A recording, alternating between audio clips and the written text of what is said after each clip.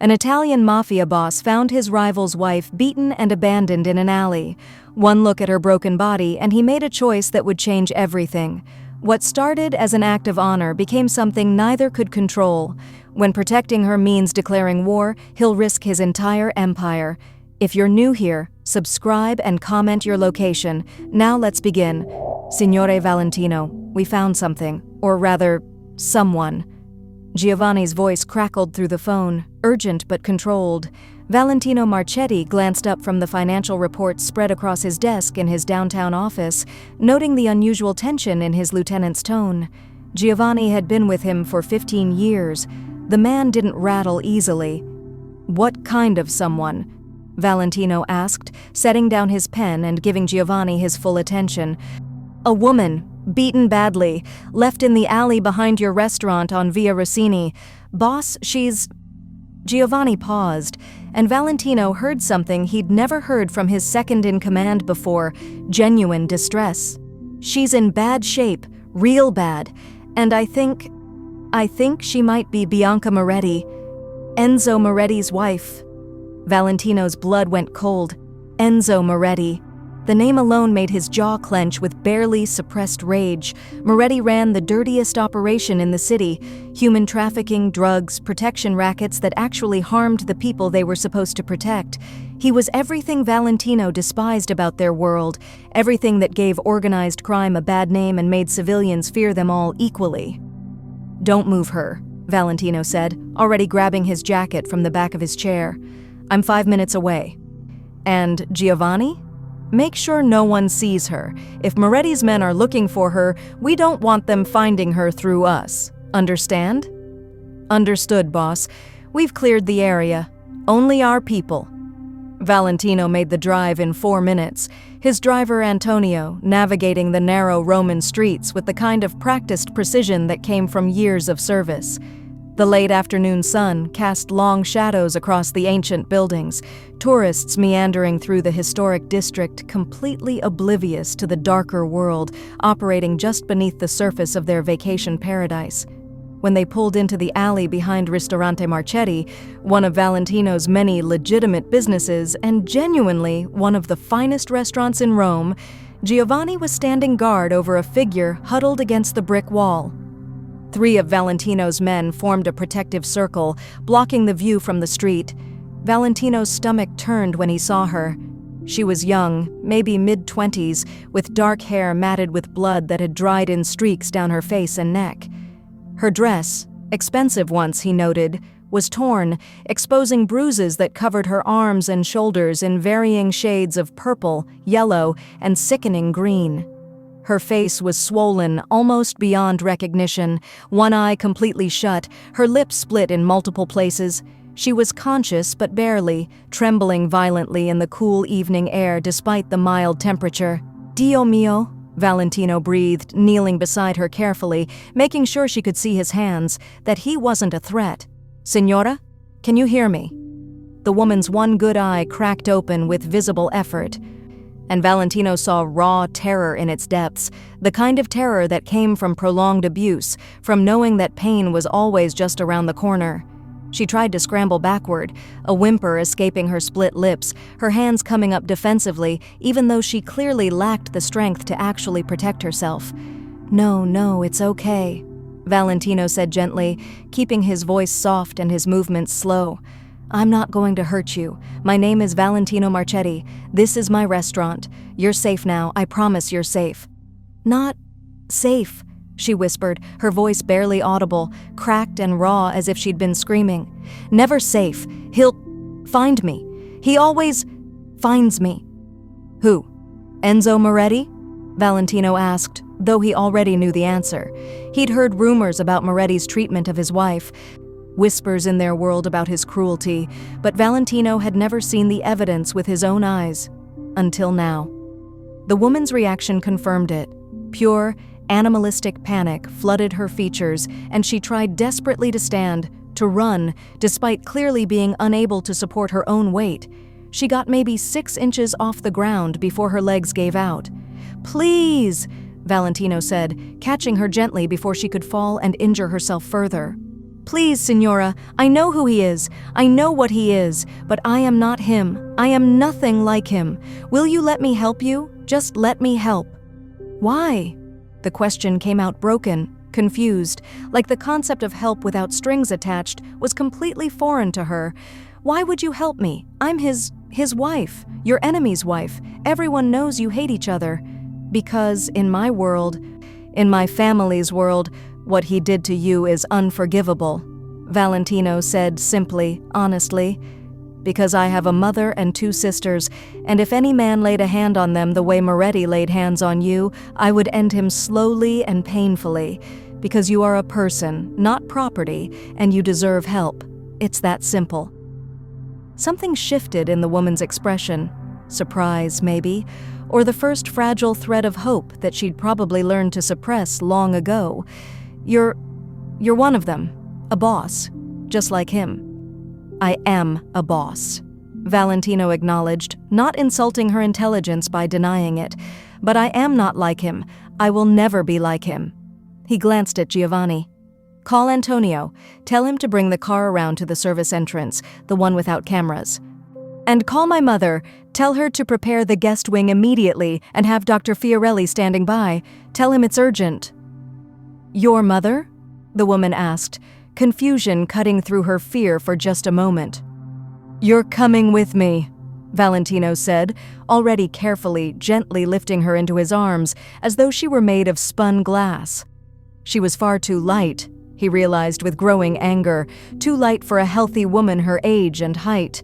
Moretti had been starving her as well as beating her. "To my family's home, where you'll be safe, cared for, and protected. No one will hurt you there. You have my word, and a Marchetti's word is our bond." I don't even know you," she whispered against his chest, but she wasn't fighting him anymore, too exhausted and hurt to do anything but accept help when it was offered. "My name is Valentino Marchetti. My family has been in Roma for 5 generations. We have rules, Signora, honor, respect, tradition, and the first rule, the one that is never, ever broken, is that women and children are sacred. What Moretti did to you violates everything I believe in, everything my family stands for." Tears leaked from the woman's one good eye, cutting clean tracks through the grime and blood on her face. "Bianca, my name is Bianca Conti. Before I married him, before everything, I was Bianca Conti." "Then Bianca Conti," Valentino said gently as Giovanni opened the car door and Antonio started the engine. "You are under the protection of the Marchetti family now, and I give you my solemn promise, Enzo Moretti will never touch you again. Not while I draw breath." The drive to the Marchetti family compound took 25 minutes. Bianca drifted in and out of consciousness, her head resting against Valentino's shoulder, occasionally making small sounds of pain when the car hit bumps in the road.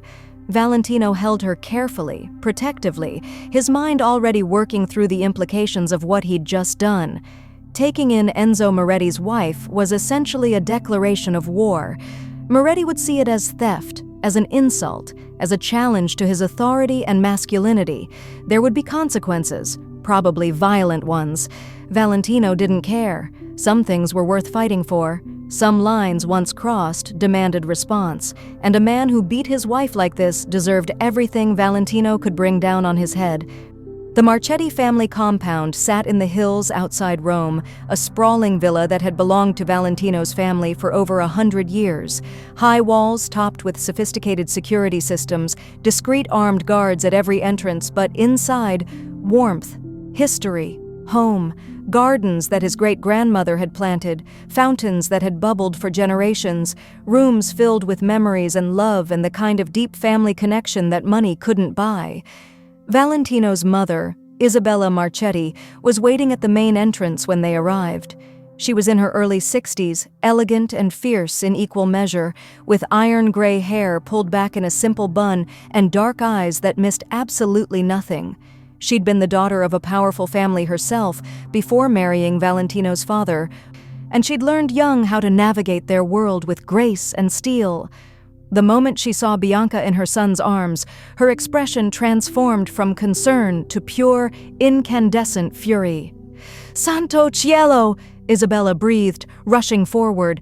"Valentino, who did this to her?" "Enzo Moretti," Valentino said grimly, his voice tight with barely controlled rage.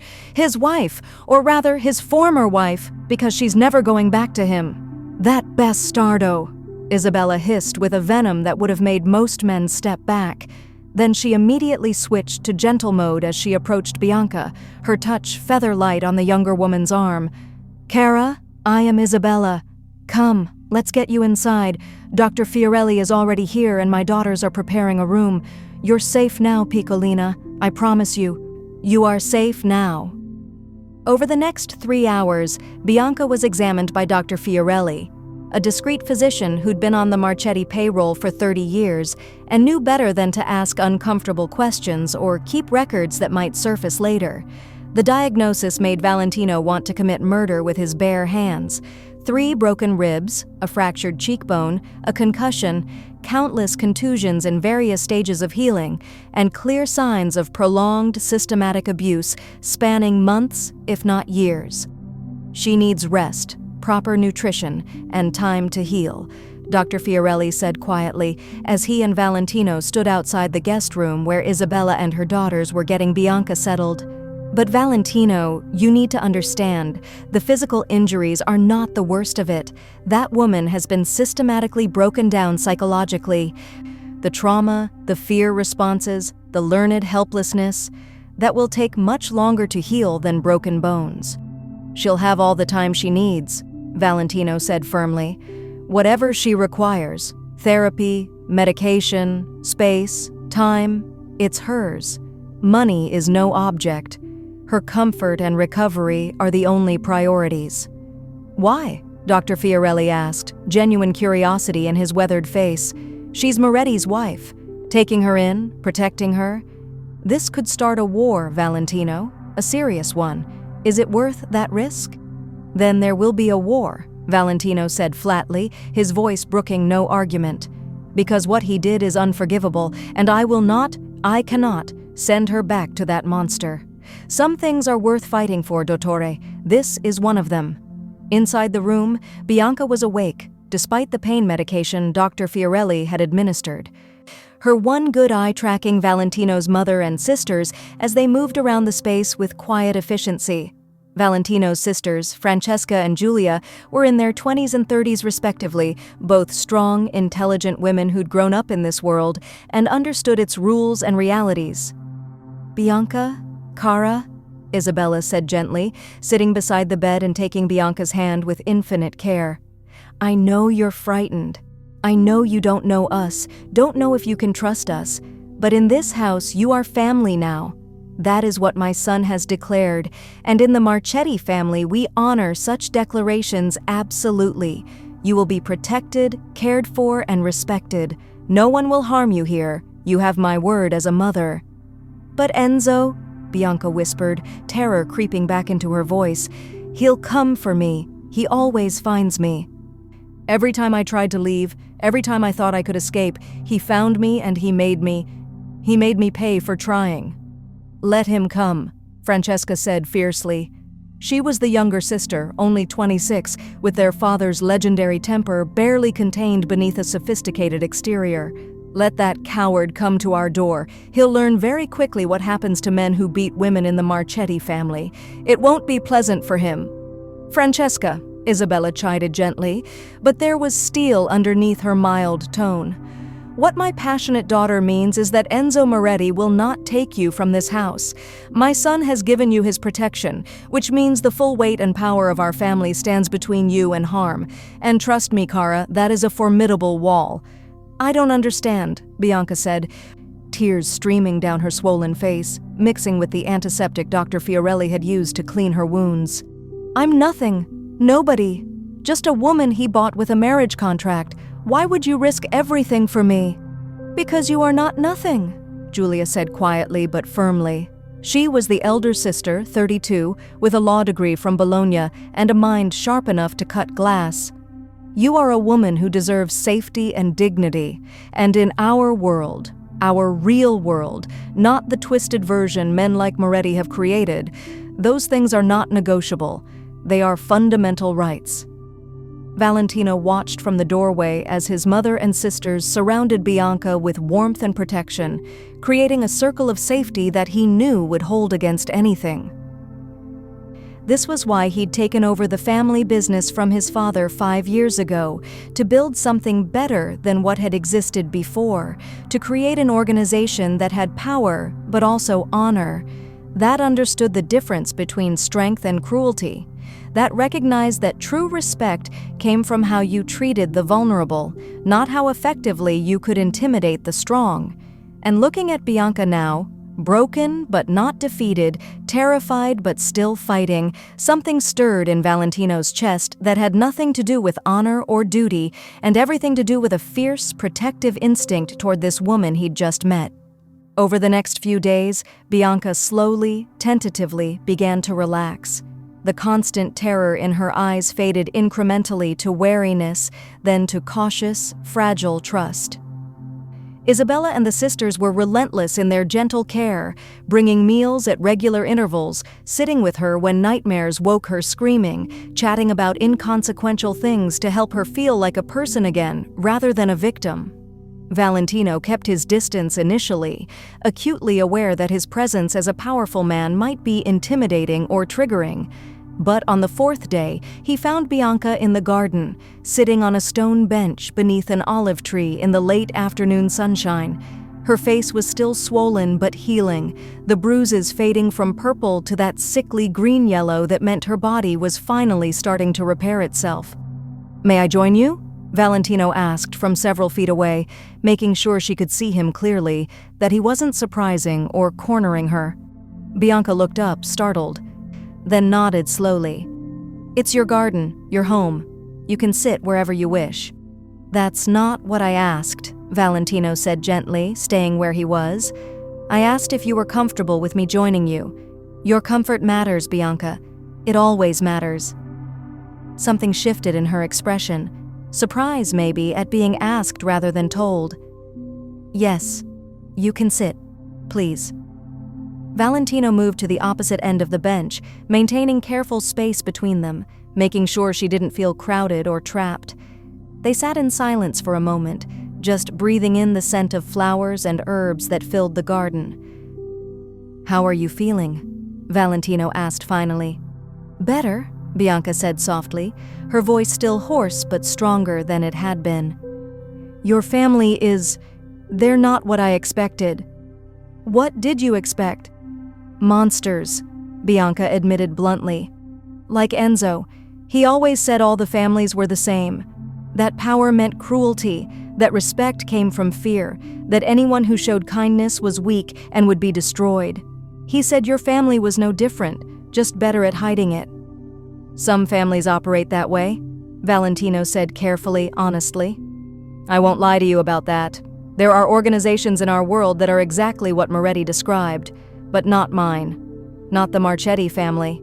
My father believed that true power comes from loyalty freely given, not fear imposed through violence, and my mother, she would never tolerate disrespect toward women. Ever. She's been known to slap grown men who spoke crudely in her presence. She's extraordinary," Bianca said with a small, genuine smile, the first Valentino had seen from her. "Yesterday she told me I had good bones, and that with proper nutrition and rest I'd be bellissima again. Then she proceeded to feed me enough pasta to feed 3 people and refused to let me help clean up or do dishes." Valentino laughed, the sound warm and genuine. "That sounds exactly like Mama. She believes food solves most problems and stubbornness solves the rest. Fair warning, she's going to try to fatten you up. It's her love language." "What about you?" Bianca asked, turning to look at him directly for the first time, her one good eye meeting his gaze with surprising steadiness. "What do you believe?" Valentino considered the question carefully. "I believe people deserve choices. I believe loyalty should be earned through respect and fair treatment, not demanded through threats. I believe violence should be an absolute last resort, not a first response or a method of control. And I believe that what Enzo Moretti did to you was completely, utterly unforgivable." "He'll come for me," Bianca said quietly, looking away, back toward the flowers. Not because he loves me, he doesn't, he never did, but because I'm his possession in his mind, his property. He won't let me go, won't accept that I escaped. He'll see it as theft, as an insult to his authority. Then he'll learn that some property can't be owned, Valentino said, steel entering his voice. And some insults are worth defending. You're not going back to him, Bianca, not ever. I don't care what he demands. What threats he makes, what alliances he calls in. You're under my protection now, and that protection is absolute. Why? Bianca asked, and Valentino heard genuine confusion in her voice, as if kindness without ulterior motive was something she couldn't comprehend. I don't understand why you're doing this. What do you gain from protecting me? What do you want from me in return? Valentino was quiet for a long moment, choosing his words carefully. Honestly? Nothing. I gain nothing except knowing I did the right thing. And maybe a clear conscience, which is worth more than you might think. I've done things in my life I'm not proud of, Bianca. Made choices that kept me awake at night. Hurt people who probably didn't deserve it in service of protecting others who did. But this? Protecting you from that monster? This is something I can look back on without regret or shame. This is purely, simply, the right thing to do. You're nothing like him, Bianca said softly, wonder creeping into her voice. I thought all bosses were the same, but you're nothing like Enzo. Good, Valentino said firmly, because if I ever become like him, if I ever cross that line into cruelty for its own sake, I want you to tell my mother so she can knock sense into me with a wooden spoon. She's done it before, she'll do it again. Bianca actually laughed then, a surprised, genuine sound that lit up her battered face and made her look years younger. It was the first time Valentino had heard her laugh, and something warm and precious bloomed in his chest at the sound. Over the next 2 weeks, Bianca continued to heal and slowly, carefully integrate into the household. She spent mornings with Isabella in the massive, sun-filled kitchen, learning to make traditional Roman dishes, carbonara, cacio e pepe, saltimbocca. Isabella taught her the way Valentino's grandmother had taught Isabella decades ago, with patience and stories and the kind of gentle correction that built confidence rather than tearing it down. Afternoons were for reading in the library. Valentino's collection was extensive, and Bianca proved to have sophisticated literary tastes, or walking in the gardens with Francesca, who had an irreverent sense of humor and zero filter. Francesca made Bianca laugh with outrageous stories and caustic observations about everyone and everything. Evenings were family dinners where everyone talked over each other and the wine flowed freely and Bianca slowly. Tentatively learned how to be part of a real family, where disagreements were loud but not violent, where teasing was affectionate rather than cruel, where people apologized when they hurt each other and actually meant it. It was during one of these dinners, 2.5 weeks after Valentino had found her, that Bianca truly began to understand the Marchetti family dynamic. No, you're completely wrong about this, Francesca was arguing with Giovanni, who'd been invited to dinner as he often was. Juventus is clearly superior to Roma. The statistics don't lie, the championships don't lie. Statistics? Giovanni sputtered, gesturing with his fork dramatically. What about heart? What about passion? What about loyalty to your city? What about actually winning titles? Francesca shot back with a wicked grin. But please, continue telling me how passion matters more than results. I'm sure that's very comforting when you're finishing 8th in the table. Valentino, control your sister, Giovanni pleaded theatrically. She's being unreasonable and cruel. I'm not getting involved in football debates, Valentino said, holding up his hands in surrender. That way lies madness and sleeping on the couch. I learned that lesson years ago. Smart man, Isabella said approvingly, passing more pasta to Bianca for the 3rd time. Eat, Cara. You're still far too thin. We need to fix that. Mama, she's eaten 3 helpings already, Julia pointed out gently, though she was smiling. I think she's actually full. And she'll eat a 4th if I say so, Isabella replied imperiously, though her eyes were warm. A strong wind could blow this girl away. We need meat on those bones. It's a medical necessity. Is it, though? Francesca asked innocently, or is it just that you love feeding people? Both can be true, Isabella said serenely, adding more pasta to Bianca's plate despite her weak protests. Bianca found herself smiling, then laughing as the argument devolved into good-natured chaos, multiple conversations happening simultaneously, people interrupting each other affectionately. This was family, real family, not the cold, cruel facade she'd endured with Enzo, where everyone walked on eggshells and measured every word for safety. Here, people argued because they cared, teased because they loved, and protected each other fiercely because it was simply what you did. After dinner, Valentino found Bianca on the terrace, looking out over the lights of Rome twinkling in the distance like earthbound stars. "Overwhelming?" he asked, coming to stand beside her at a respectful distance. "In the best possible way," Bianca said, smiling at him. "I've never experienced anything like this. Family dinners with Enzo were performances. Everyone on their best behavior, terrified of saying the wrong thing or attracting his attention in the wrong way. But with your family, it's real. It's loud and chaotic and beautiful." "They can be a bit much sometimes," Valentino admitted with a fond smile. "But yes, it's real. This is who we are when the masks come off, when we're just ourselves." "Thank you," Bianca said quietly, turning to face him fully, "for bringing me here, for saving me, for showing me that not all powerful men are monsters. That families can be safe places instead of prisons.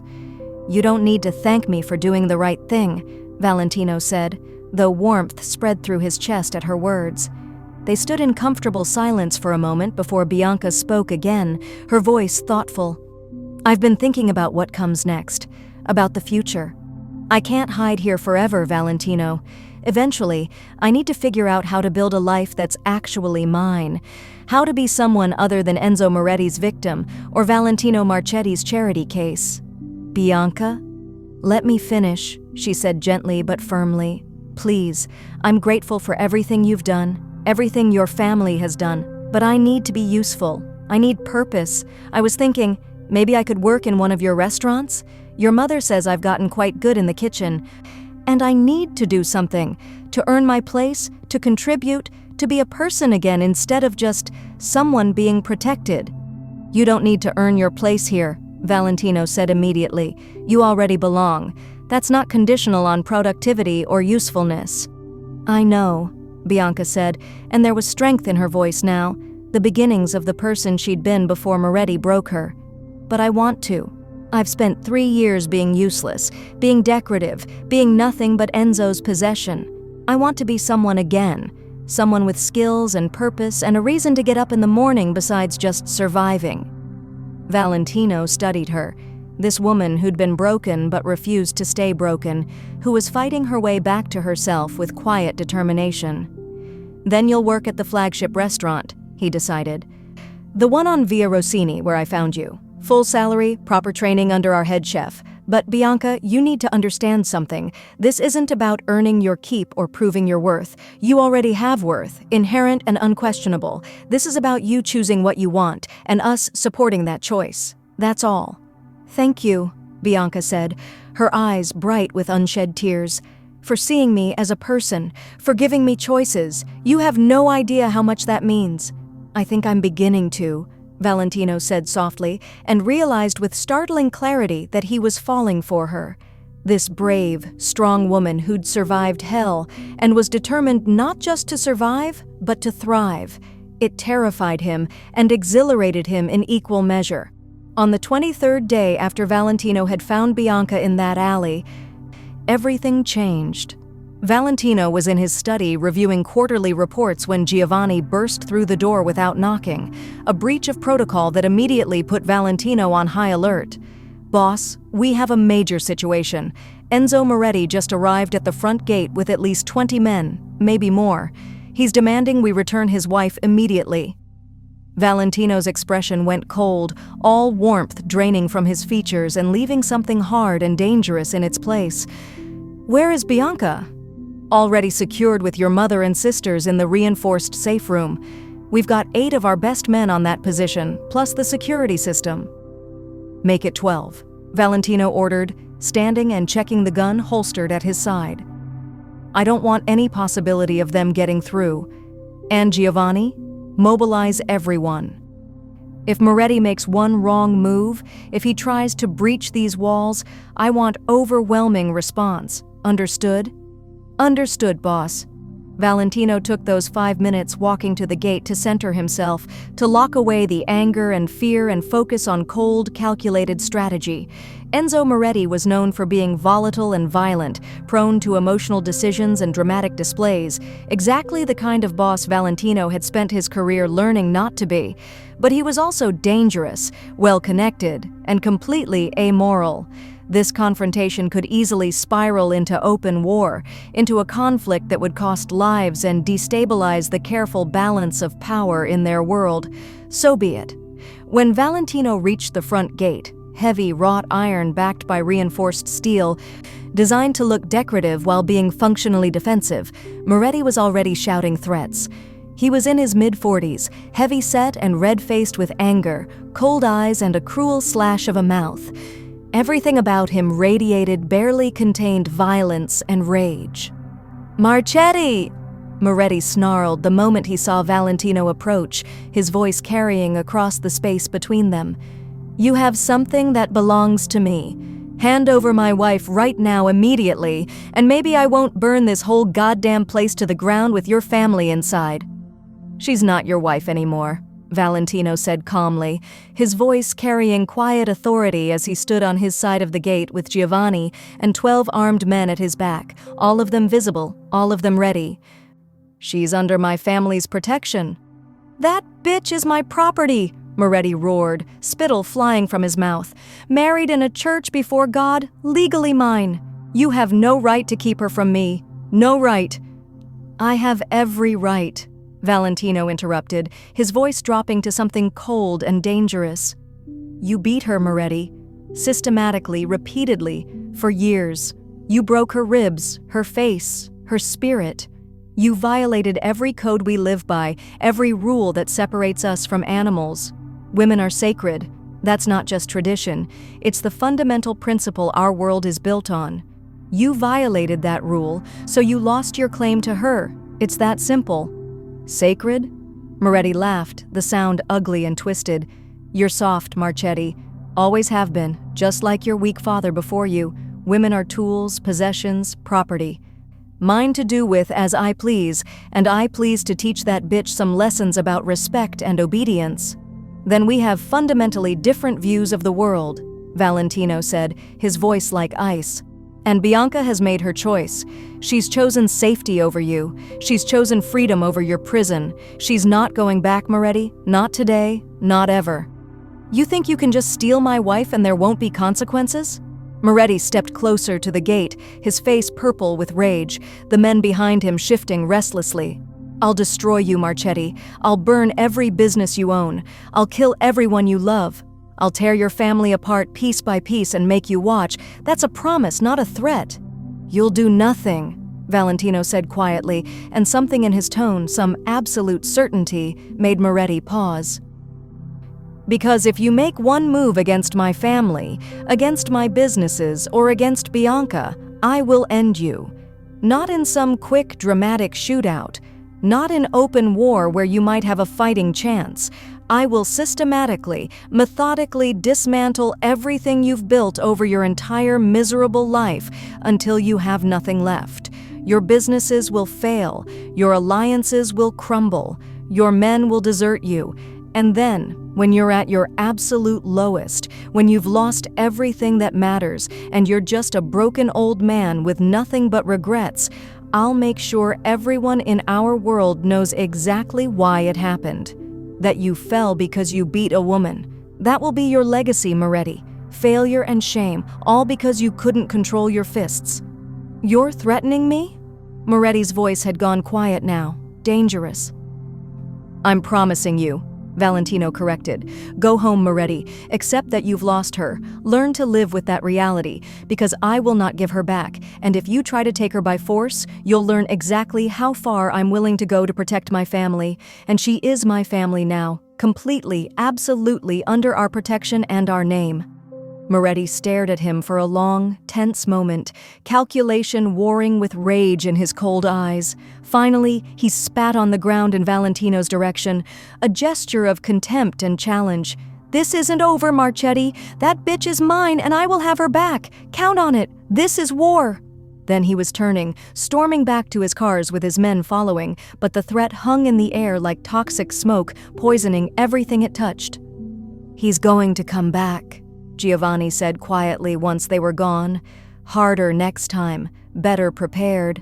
This was just reconnaissance and posturing." "Let him," Valentino said grimly. "Double all security. I want armed patrols 24/7, rotating shifts. Upgrade the perimeter systems. I want motion sensors, additional cameras, the works, and contact all our allies. I want everyone to know that Bianca is under Marchetti protection, and any move against her is a move against us. Make it clear and make it loud." Inside the house, Valentino found Bianca in the living room with his mother and sisters. She looked terrified, her face pale despite her healing bruises, hands shaking so badly she had to clasp them together. "He was here," she whispered, when she saw Valentino, her voice small and scared in a way it hadn't been for days. "I heard him shouting from the safe room. Oh God, Valentino, he's going to start a war over me. People are going to die because I escaped." "If there's a war, it's because Enzo Moretti is a violent, abusive monster who can't accept that he doesn't own you," Valentino said firmly, moving to kneel in front of her chair so they were at eye level. "Bianca, look at me. Please, look at me. You are not responsible for his actions. You are not responsible for his choices. You are not property. You made a choice to be safe, to survive, to live. I will defend that choice with everything I have, everything I am. That's my decision, my choice, and you don't carry that weight." "People are going to die because of me," Bianca said again, tears streaming down her face now. "Your men, maybe your family. How can I live with that?" "No," Valentino said, his voice gentle but absolutely firm. "People might die because Enzo Moretti is incapable of accepting that women are human beings with agency and rights. That's on him, entirely on him, not you, never you." "Valentino is right," Isabella said, sitting beside Bianca and taking her hand, squeezing gently. "You are not to blame for that man's cruelty and obsession, and you are not alone anymore. You have us, all of us." "We're a stubborn bunch," Francesca added with a fierce grin. "Once a Marchetti decides to protect someone, we're like pit bulls. We don't let go, ever." "Very aggressive pit bulls," Julia agreed. "With law degrees and excellent connections to very powerful judges who owe us significant favors. Moretti has no idea what he started." Despite her fear, Bianca smiled slightly through her tears. "You're all completely insane." "Absolutely," Isabella agreed cheerfully. "It's a family trait, passed down through generations. Now come, let's have some tea and I'll teach you my grandmother's tiramisu recipe. It's a secret, passed from mother to daughter. You're family now, which means you learn the recipe. It's tradition." "But I'm not," Bianca started. "You're family," Isabella said firmly, brooking no argument. "My son has declared it. We have accepted it. And in the Marchetti family, such declarations are absolute and permanent. Now, tiramisu, the recipe requires very specific movements and timing. Pay attention." Over the next few weeks, an uneasy peace settled over the compound like morning fog, present but temporary, everyone knowing it would burn off when the sun rose high enough. Moretti made no direct moves. No overt attacks, but Valentino's extensive intelligence network reported ominous activity. Moretti was making alliances, calling in favors accumulated over decades, preparing for something large-scale and devastating. Meanwhile, Bianca continued her transformation. The physical injuries healed completely, revealing a beautiful woman with delicate features and dark eyes that grew less haunted with each passing day. More importantly, her spirit returned in force. She laughed freely now, smiled often, engaged in debates with Francesca about everything from politics to fashion. She started working in the restaurant, beginning in the kitchen, and quickly proving Isabella's assessment correct. She had real talent.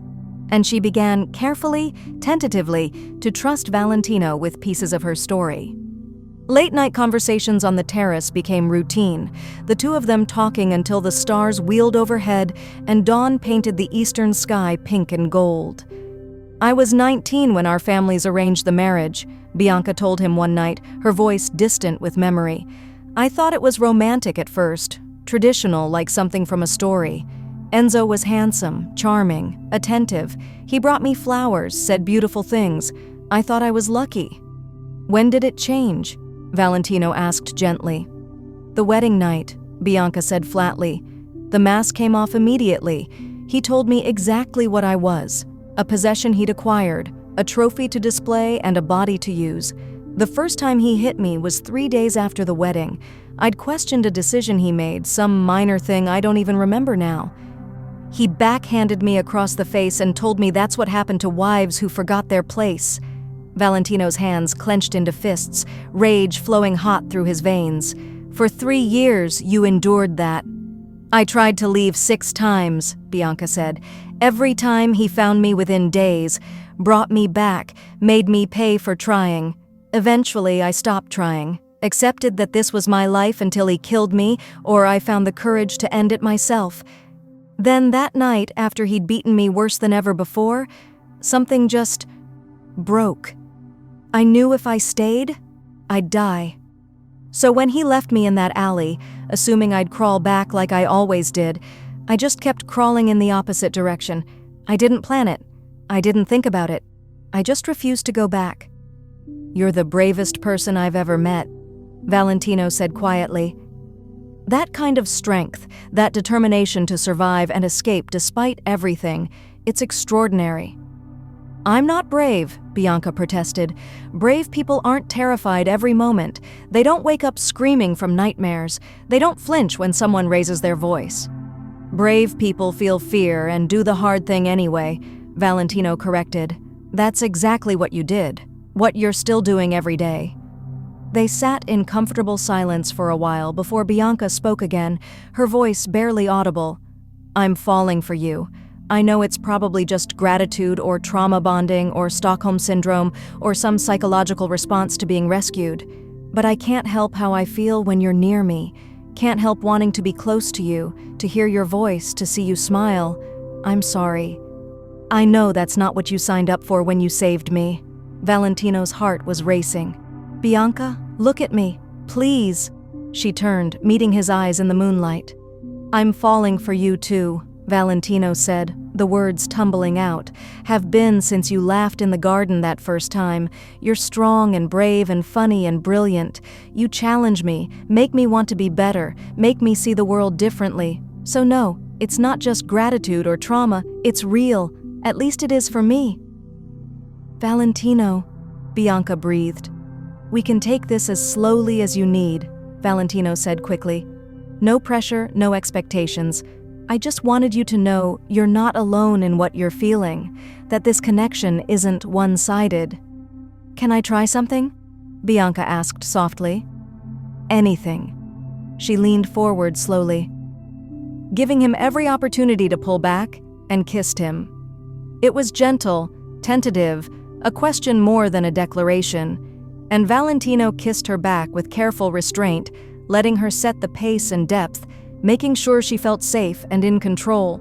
When they broke apart, Bianca was smiling through happy tears. "I've never been kissed like that, like I matter, like my feelings matter." "They do matter," Valentino said fiercely. "You matter, more than you know." The attack came exactly 1 week later, swift and brutal and better planned than Valentino had anticipated.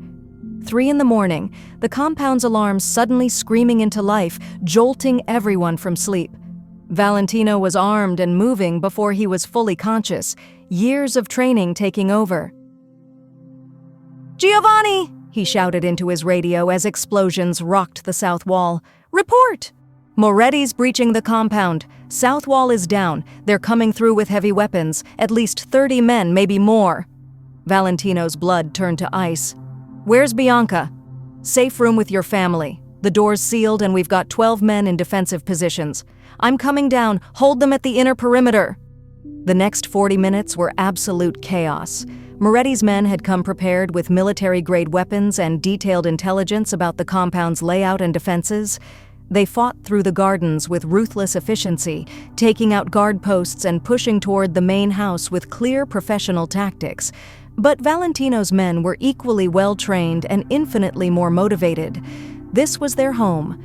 Their family they were defending. The response was coordinated, overwhelming, and absolutely merciless.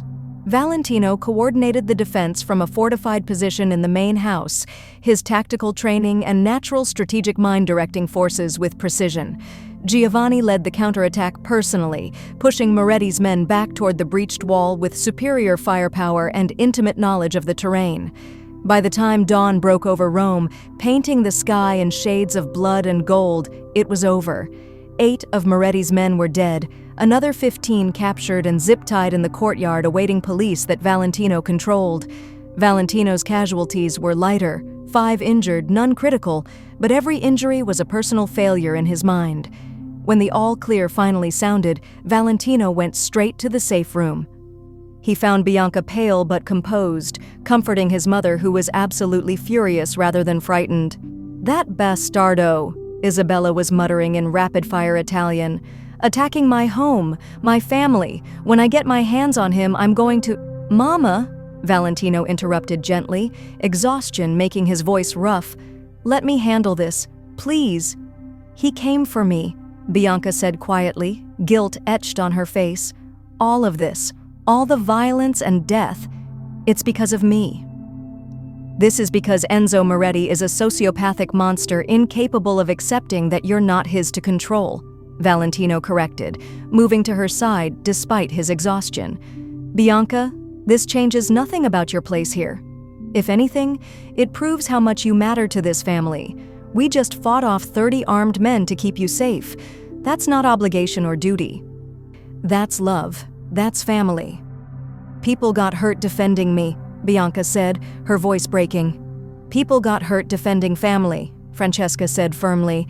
"That's their honor, their choice. Don't diminish their sacrifice by blaming yourself." "She's right," Valentino said softly, taking Bianca's hand. "This is Moretti's doing, entirely his responsibility, and I promise you, he's going to pay for every drop of blood spilled here tonight." The war that followed was brief, but absolutely devastating for Enzo Moretti. Valentino had spent 15 years building his power base on respect, fairness, and the kind of honor that inspired genuine loyalty rather than fear-based compliance. When he called in those alliances, when he made it crystal clear that Enzo Moretti had violated the most sacred code by attacking a woman under protection, the response was overwhelming. Other families turned against Moretti.